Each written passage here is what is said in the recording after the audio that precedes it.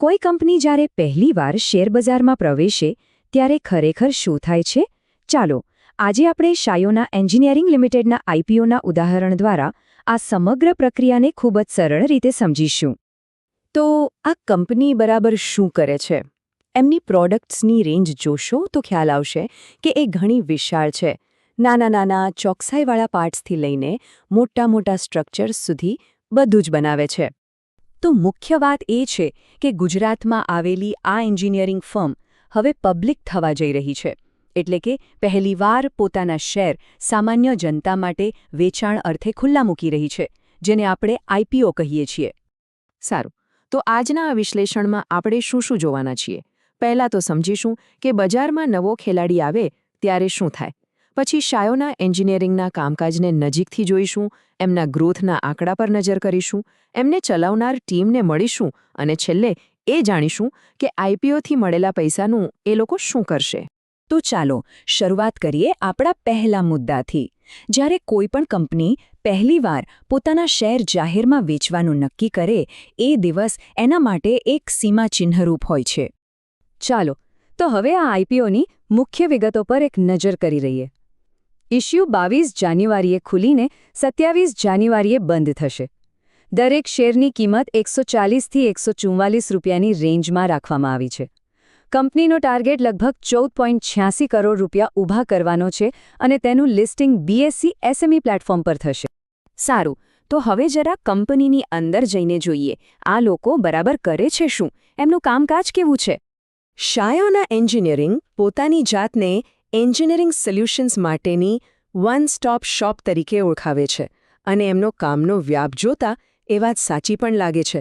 જો પ્રિસિઝન કાસ્ટિંગથી માંડીને મોટા સ્ટ્રક્ચરલ ફેબ્રિકેશન સુધી, ઓટોમેશન સિસ્ટમ્સથી લઈને પાઇપિંગના ઉત્પાદન સુધી બધું જ એક જ જગ્યાએ ઉપલબ્ધ છે. અને એમના ગ્રાહકો કોણ છે? લગભગ દરેક મોટા ઉદ્યોગો, heavy engineering, construction, automotive, marine અને કેમિકલ અને કૃષિ ક્ષેત્રમાં પણ એમની પ્રોડક્ટ્સ અને સેવાઓનો ઉપયોગ થાય છે. કોઈ પણ આઈપીઓનું હૃદય એના આંકડા હોય છે. તો ચાલો હવે શાયોનાના નાણાકીય દેખાવ પર એક નજર કરીએ અને સમજીએ કે છેલ્લા 4 વર્ષની એમની સફર શું કહે છે. પણ સૌથી મોટો અને સીધો સવાલ એ છે કે શું કંપની ખરેખર ગ્રોથ કરી રહી છે? જવાબ એકદમ સ્પષ્ટ છે અને આંકડામાં જ છે. હા, ફક્ત 2 જ વર્ષમાં કંપનીનો નફો 0.61 કરોડથી વધીને સીધો 2.42 કરોડ રૂપિયા થઈ ગયો. મતલબ કે લગભગ 4 ગણો વધારો. આને કહેવાય જબરદસ્ત ગ્રોથ. જો આપણે આંકડાઓમાં થોડું ઊંડા ઉતરીએ તો એક સ્પષ્ટ ટ્રેન્ડ દેખાય છે. પછી એ કંપનીની કુલ સંપત્તિ હોય, આવક હોય કે પછી નફો, દરેક આંકડો સતત ઉપર જઈ રહ્યો છે. ખાસ કરીને એમની સંપત્તિ પર નજર નાખો. માર્ચ 2023માં જે લગભગ 7 કરોડ હતી તે નવેમ્બર 2025 સુધીમાં વધીને 41 કરોડને પાર કરી ગઈ છે. આ તો મજબૂત વિકાસની નિશાની છે. સારા આંકડા પાછળ હંમેશા સારા લોકો હોય છે.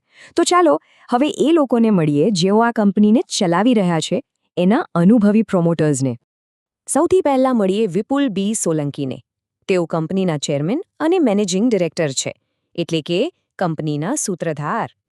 તેમની પાસે 20 વર્ષથી પણ વધુનો અનુભવ છે. તેમની મુખ્ય જવાબદારી એ જોવાની છે કે કંપની સાચી દિશામાં આગળ વધે અને રોજેરોજનું કામકાજ વધુને વધુ સારું અને કાર્યક્ષમ બને. ટીમમાં આગળ છે ગૌરવ આર પારેખ. તેઓ કંપનીના પ્રમોટર અને હોલ ટાઈમ ડિરેક્ટર તરીકે એકદમ મહત્વની ભૂમિકામાં છે. તેઓ તો એન્જિનિયરિંગ અને પ્રોડક્શનમાં 3 દાયકાથી વધુનો, એટલે કે 30 વર્ષથી પણ વધારેનો બહોળો અનુભવ ધરાવે છે. ખાસ કરીને મોટા અને જટિલ પ્રોજેક્ટ્સને સફળતાપૂર્વક પાર પાડવામાં તેમની માસ્ટરી છે. અને આ લીડરશિપ ટીમના ત્રીજા મુખ્ય સભ્ય છે કિન્નરીબેન વી સોલંકી, જેઓ પણ કંપનીના પ્રમોટર અને હોલ ટાઈમ ડિરેક્ટર છે. તેમનો ઉદ્યોગ સાહસિક અભિગમ અને ક્રિએટિવ દૃષ્ટિકોણ કંપનીની વ્યૂહાત્મક યોજનાઓ અને ઓપરેશનલ મેનેજમેન્ટમાં એક નવી જ તાજગી અને ઊર્જા લાવે છે. અને હવે આવીએ સૌથી અગત્યના સવાલ પર. કંપની જે આટલા પૈસા ભેગા કરી રહી છે એનો ઉપયોગ ક્યાં કરવાની છે? તો સવાલ એ જ છે કે આશરે 15 કરોડ રૂપિયા ઊભા કરવા પાછળનો હેતુ શું છે? શું યોજના છે? કંપની પાસે આ પૈસા વાપરવા માટે એકદમ સ્પષ્ટ 4 મુદ્દાની યોજના છે. પહેલું, તેઓ નવી મશીનરી ખરીદશે. બીજું, પોતાની હાલની લોન ચૂકવી દેશે. ત્રીજું, રોજબરોજના ખર્ચ માટે એટલે કે વર્કિંગ કેપિટલને મજબૂત કરશે. અને છેલ્લે, બાકીના નાણાં સામાન્ય કોર્પોરેટ કામકાજ માટે વાપરવામાં આવશે. તો આખા વિશ્લેષણનો સાર શું છે?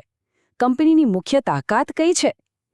એક તો એમની વિશાળ પ્રોડક્ટ રેન્જ, એમના મજબૂત ગ્રાહક સંબંધો, ખૂબ જ અનુભવી લીડરશિપ ટીમ અને ક્વોલિટી માટેની એમની પ્રતિબદ્ધતા, જે ISO સર્ટિફિકેશનથી સાબિત પણ થાય છે. તો એક તરફ વૈવિધ્યસભર પોર્ટફોલિયો અને બીજી તરફ વિકાસ માટેની એકદમ સ્પષ્ટ યોજના. આ બધું જોતાં એ સવાલ થાય છે કે શાયોના એન્જિનિયરિંગ માટે ભવિષ્યનો અધ્યાય કેવો રહેશે?